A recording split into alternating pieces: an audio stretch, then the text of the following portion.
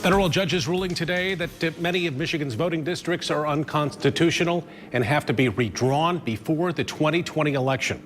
It's called gerrymandering, and while for some the news is welcome, others are vowing to fight. Here's 24-hour News 8's Leon Hendricks.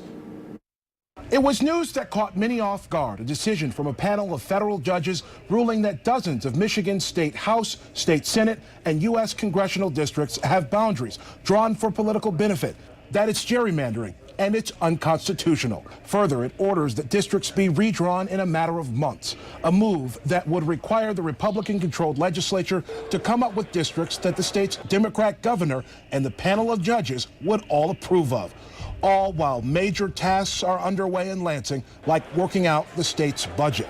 It could also mean that some state senators would have to run again for their seats next year in a special election in the middle of their term. At issue, districts like these for the House. Look how 75 appears to be carved right out of the middle of District 76.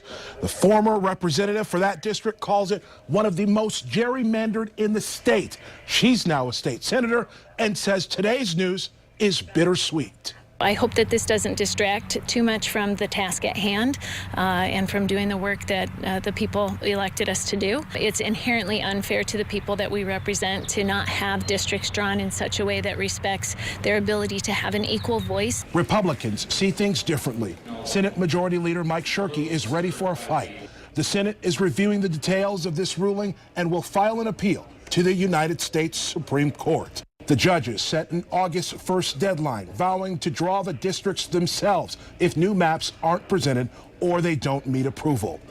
And all of this is for one election. Voters already approved a ballot initiative that will take the power to draw districts away from the legislature. A special commission will redraw the districts no matter what happens here ahead of the 2022 elections. In Grand Rapids, Leon Hendricks, 24-hour News 8.